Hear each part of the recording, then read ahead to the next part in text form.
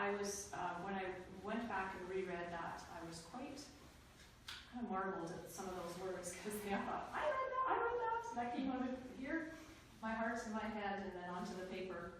And I truly believe that, and I tell people that all the time, that it is what's going on in here that goes out there and makes a difference. And we're all responsible for everything that goes on out in the world, even if we're not directly involved in it.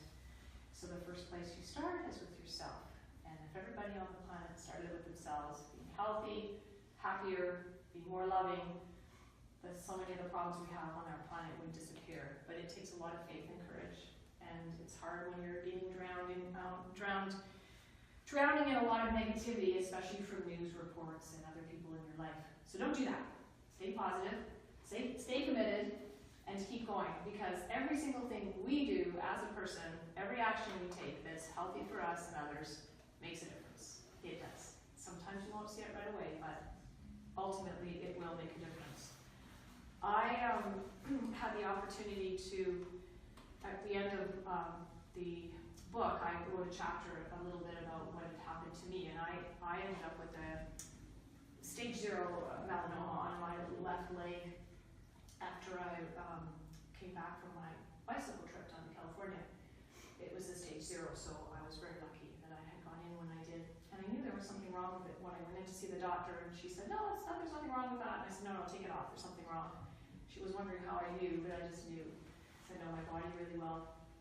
And that was another opportunity for me to go, okay, like I really want to live my life and do what I want to do. And I think that having a cancer scare is always a good opportunity to be self-reflective. And so far, the skin doctor that I go to, I'm so damn healthy, he doesn't even want to see me. Because I usually go bouncing in there. I usually ride my bike actually to see him, and then I'm really sweaty. So I'm really happy that has a part of my life has passed. But in the very last chapter, there's a paragraph here that I want to read to you that I think will have a lot of meaning, and then I will open up the floor for questions if you have any questions of me. David Patchell Evans is the founder of the largest chain of gyms in Canada and developed his interest in the fitness business after a nearly fatal motorcycle accident. He states beautifully in a video interview with You Incorporated, mentioned in a previous chapter, that he wants his legacy to be the knowledge within each individual that they are worthy of being healthy, fit, and engaged in life. Those of us fortunate to be part of the fitness industry hold the same humanitarian philosophy. We know everyone is worthy and deserving of a great life, but it won't happen fully unless we all consider our own personal health, the health of our communities, and the health of the global community. My desire is that somewhere buried in the words of my book is a gentle nudge, a friendly reminder, a whispering resonance that takes you on a healthy, fitness-filled journey towards connecting with your soul's purpose. May health and happiness flow to the end of your days. With all my love, Sheena. So that was the last paragraph in the book. And I still, honestly, when I read it, it makes me feel inspired again, actually, to write another book when I read from my book. That's kind of it in a nutshell. I just picked out those parts because I thought they would be of interest in this audience. But I would be really happy to answer any questions that you might have or any comments. If you have any comments you want to make, questions, comments, yes, Mike. I remember the first inspiring words that you said about a year ago from Unleash Your Fitness Freak. And it was, there are no balance receptors in your bum. No receptors, no. You didn't quite say bum, but we said there's no balance receptor, and it was so true. And it's such a good word, and that was what started. And then when I read this, and I read your book, I found that it was the combination of a wonderful technique of storytelling and learning. And so it was learning with the storytelling. That technique is a wonderful technique. And I just want to say that was what I found inspirational, that I could read something and not just read it as like you're reading data or you're reading information, or you're saying this is, if you do this many of these and you do that many of those, you'll lose this many pounds. Or it wasn't about that. I found it was more about this story about you, but buried within the story was all this information that I could learn. So this became a learning book for me, and I just want to thank you for that. And it was inspirational for me to go from being able to do a half a lap up the track to actually, I'm going to brag for a second, to do 12 laps. But that's what it was about. And to be able to not get up to take 2 hours to hike Mount Erskine to get to the top, to turn it into an hour to get, an hour and 50 minutes to get there and back. And that was over a year, and I lose 20 pounds in the process. So it was very inspirational. My question is, do you think, is your plan to continue with that same sort of storytelling learning technique in your next books? Yeah. Or, that would be wonderful. Well, my next book is actually, my plan is to go on my bike again, but around BC. Okay. So it's 2,000 kilometer ride. I want to go in late August and into September. It takes 3 weeks. And then at the end of that, I'm going to write a story about my life, like an autobiography. And it's going to incorporate more of what happened to me in terms of my business and relationships and more of that stuff. So more personal stuff. Mm-hmm. And kind of, because what happened was when I sent it to the editors, they kept saying, oh, your life is so interesting, but this doesn't even touch what my life was like. So some of you know what I've been through in the last 10 years, and it was a lot of this kind of stuff. And I want to talk a little bit more about that, particularly emphasizing what it's like for women when they hit a certain age and they start to give up, and why I think that happens, and I'm hoping to inspire them to not give up. But that's what I want to do, is do the bike ride and then come back and write the book. Because the last time I went on a long bike ride, I came back and wrote this book. Mm. And that was a journey that I would go every summer with my family from the Fraser Valley up to Terrace, which is where I was born. And my plan is to go up to Prince Rupert and then come back down to Salt Spring Island. And it's a rather long journey. I don't know if any of you are familiar, but that's called the Highway of Tears from Prince George, Prince Rupert. Yeah. So in some ways it was my Highway of Tears because I was forced to go up to see my family every summer, and that was not really fun for me. So it's kind of interesting coincidence. But that I want to continue to empower people in a positive way to take action for themselves, and that we are creatures with free will, and we have to take action. We have to make a choice. So we don't have a choice, we have to make a choice. So we either make a choice in one direction or the other. And I think a lot of us think if we don't make a choice, as we're sitting in the energy of waiting, but you can't wait. Because if you're not making choices that are positive, then you're gonna be degrading. And I want people to understand that in my writing. And I saw that correlation between that working with clients. I did. I saw a lot of things. I saw this amazing connection between what was happening emotionally with people and what illnesses they were getting, and it was consistent across the board. And now when I read books from other people and other researchers, actually scientific research is now showing that. You know, when people have this kind of emotional trauma, they get this kind of illness. And I saw it working with clients, but I didn't even know that what I saw was actually other people were researching. So I want to talk more about that too. And of course I blog, so I just created a new website called sheenabull.ca. And if you haven't been on my website, please go to it, because there's all kinds of blog posts, and I'm now doing video blogs, and there's one of Karen and I that's really nice. I did some videos at the library, and I don't know if Garth, you've seen them, but they're really nice videos.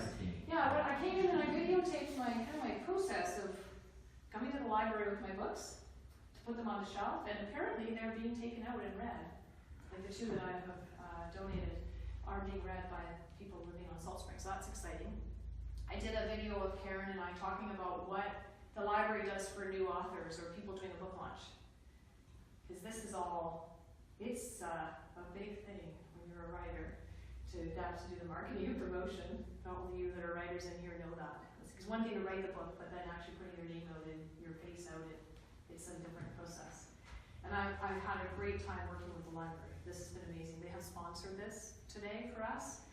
And there's some interesting things that go on here that I didn't know about until I came and sat down and interviewed both Karen and the other librarian. So yeah, thanks, Mike, for that. Garth? I got a comment on meditation. When I first started to run, my plan was that while I was running, I could think about things that I had to do or plot things out. And you can't. You just can't. When you run, it doesn't matter. You just cannot hold a thought in your head. No, you Yeah. can't. That's That's- true. It's Yes. just, and so that's the meditation thing, you know, Yeah. the meditation and running, you know. Yeah. So it's nice that I get my hour of meditation. I think that Leanne and I see you regularly walking up towards Channel Ridge when we're driving down, don't we? So and then every time we see you, we say, boy, that guy is consistent and he's on it. He's got his consistent walking routine. Which is impressive, right? Because that's part of it. Consistent. you know. But Yeah. walking, you can think. Yes, you can think. Running is harder. You can think. The thing about our bodies is our body doesn't take the excuses that we have in our mind. Oh, I can eat that thing. It's okay. Or I can take 2 weeks off. It'll be fine. The cells of our body don't go, well, that's okay. They just stop working. And we convince ourselves in our minds that our body is like our mind, but it's not. Our body is different than what our mind is thinking. Are there any other comments, questions anybody has? Did you say you wrote the book in a month? Did I hear that in the beginning? I did, Wow. yeah. It came really, Yeah. yeah. I had a lot of quiet time though, and I wrote every day for a month. That's hard on the body. Yeah, and one of the things that I appreciate now is I'm at Wendy's house and she has a desk, a treadmill desk, so I can stand and walk when I'm writing. So I don't sitting as much, because sitting is hard, it's really hard on the body. And that's one of the problems with being a writer and also being a fitness person is that balance of standing versus sitting. And that's why I like working with clients, because it gets me up on my feet, working, and that's really good. But I also think for me as a writer, it's important to take some time off to write and just focus on it. Because if I'm having to do other things, then writing just seems to take the back seat. I noticed I've been going online trying to find things about as workouts and fitness for older, because I am getting older. And shut up.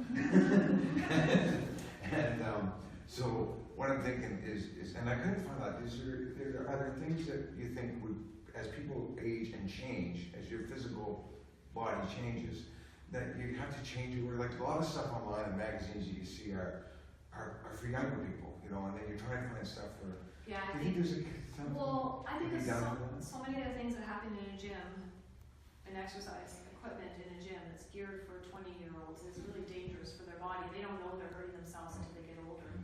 I'm hoping that, that's one of the things I say in my book is like, let's everybody get to a gym, because then there's more money, gym owners have more money to invest in better equipment, different ways of exercise, different programs. It's hard for gym owners, because I was one, to have the cash flow, guaranteed cash flow, to put the money back into the business. And I feel like that's a real problem in our, the actual fitness industry, this last 50 years is going to be called the age of confusion. There's so much confusion about fitness. There's so many things that go on. The gyms themselves, like only 15% of the population goes to a gym, and that hasn't changed, by the way, in 30 years. That hasn't changed. So there's not enough money, actually. Gym owners are in a quandary because they can't really be guaranteed with their cash flow. And then one of the things they have discovered is, of course, the income they're making on personal training packages, but that's another problem because the trainers aren't getting paid enough and people are paying too much. And so, personal training is one of the most important things that people can do for themselves. People should just hire a trainer if they want to get fit, because that is obviously an answer to a problem of finding exercises for your age and for your body and your health status. But we definitely need to change the way the fitness industry runs. It's not working. It isn't working. We're not getting fitter. And the pharmaceutical industry, it's in my book, I've got a chapter on it. The pharmaceutical industry in the last 10 years has more than doubled, but their number of jobs has actually